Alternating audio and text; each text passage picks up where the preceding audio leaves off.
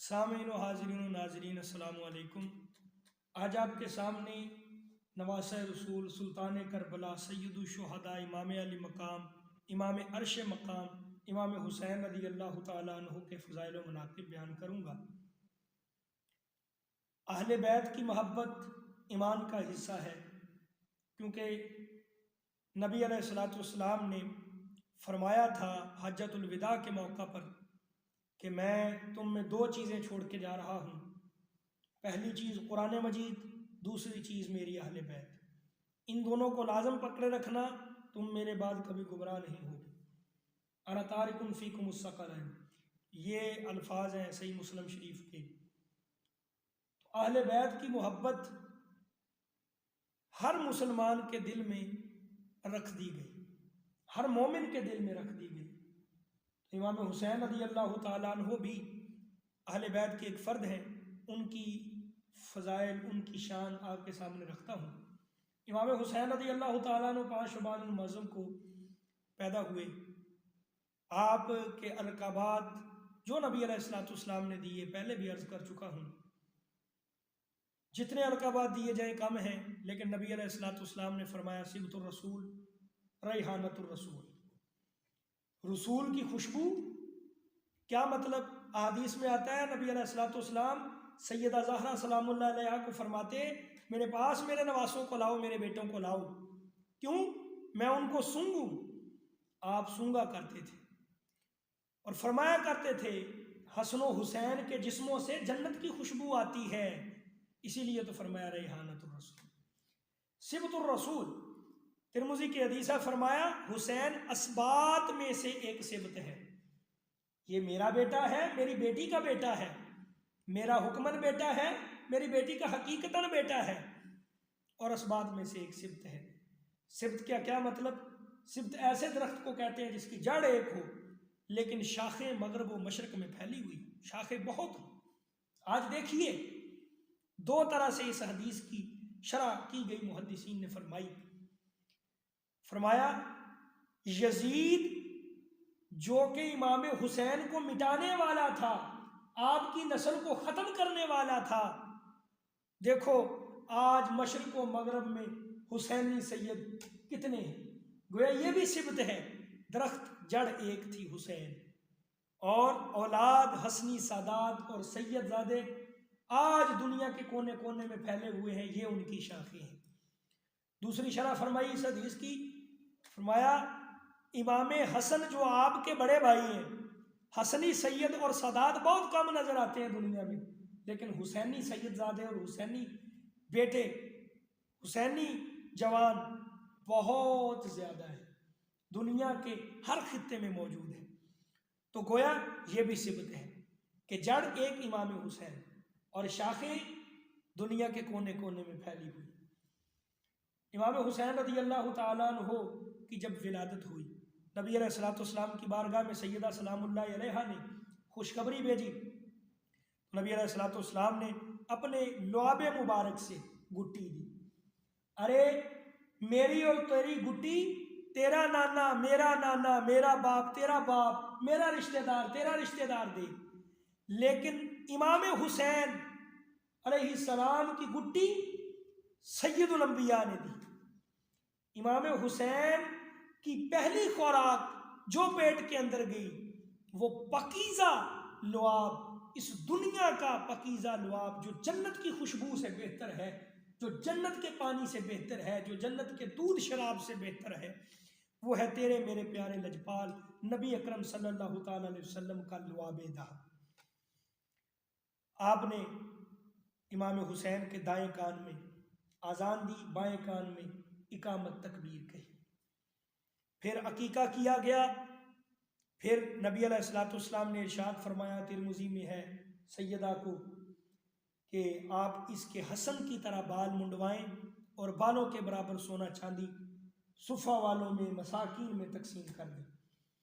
ارے جن کی ابتدا ہی ایسے ہو، غریبوں مسکینوں کے ہاتھ کے سر پر ہاتھ رکھنے سے ہو، وہ خود سخاوت کے کتنے دریا اور سمندر ہوں گے، وہ پھر سخی ہوں گے، اور سخاوت ہوئی، سخاوت ان کے در کی ہمیشہ منگتی لونڈی رہی، کہ جب آپ سواری پر تشریف فرما تھے، جا رہے تھے، تو غریبوں نے آپ کو دعوت دی، کھانا کھا رہے تھے کہ آپ آئیے۔ یہ نہیں سوچا میں امیر المومنین کا بیٹا ہوں، میں نواسہ رسول ہوں، میں سید ہوں، میں مدینے کے سب سے عالی نسب کا ایک فرزند ہوں، نہیں سوچا۔ اترے، غریبوں کے ساتھ بیٹھ کے کھانا کھانا شروع کیا، کھانا کھا لیا۔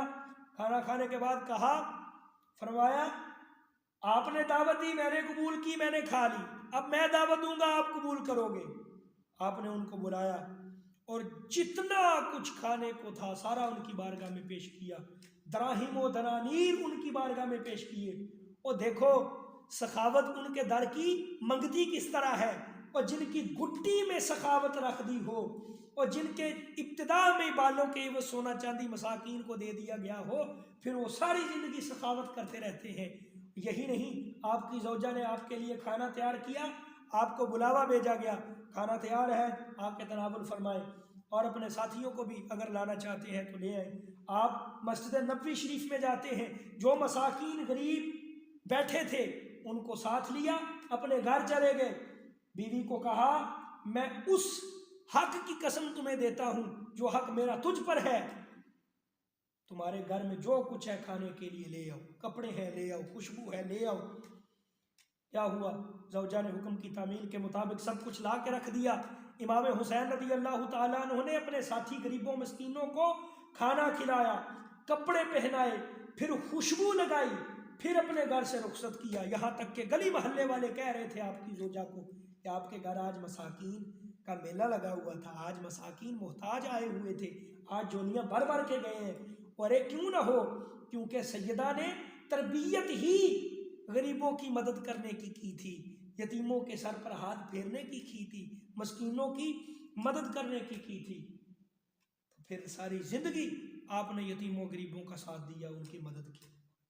یہی نہیں، امام حسین رضی اللہ تعالی عنہ کے بارے میں نبی علیہ الصلوۃ والسلام نے ارشاد فرمایا، بے شمار فرامین ہے، فرمایا یہ میرے بیٹے ہیں، میری بیٹی کے بیٹے ہیں، اے اللہ میں ان سے محبت کرتا ہوں، تو بھی ان سے محبت کر، جو ان سے محبت کرتا ہے تو ان سے بھی محبت فرما۔ معلوم ہوا جو حسین سے محبت کرتا ہے اللہ بھی اس سے محبت کرتا ہے۔ پھر فرمایا یہ میرے دو نواسے، یہ جنتی نوجوانوں کے سردار ہیں۔ ذرا اس حدیث کی وضاحت کر دوں، جنت میں تو سارے نوجوان ہوں گے، لیکن جنتی نوجوانوں کے سردار کا مطلب یہ ہے، ہمارے محدثین نے لکھا، فرمایا کہ جو نوجوان جنتی اس دنیا سے چلا جائے، رخصت ہو جائے ایمان کی حالت میں، نوجوان ہو جنتی ہو چلا جائے، ان کے امام حسین و حسن رضی اللہ تعالیٰ عنہما سردار ہیں، ورنہ تو جنت میں سارے نوجوان ہوں۔ پھر فرمایا حسین مجھ سے ہے، میں حسین سے ہوں، جو ان سے محبت کرتا ہے میں ان سے محبت کرتا ہوں۔ کیا مطلب؟ میرا اور حسین کا معاملہ ایک ہے، ہم گویا ایک جسم کی مانند ہے، جو حسین سے محبت کرتا ہے وہ مجھ سے محبت کرتا ہے، جو حسین سے بغض رکھتا ہے وہ مجھ سے بغض رکھتا ہے۔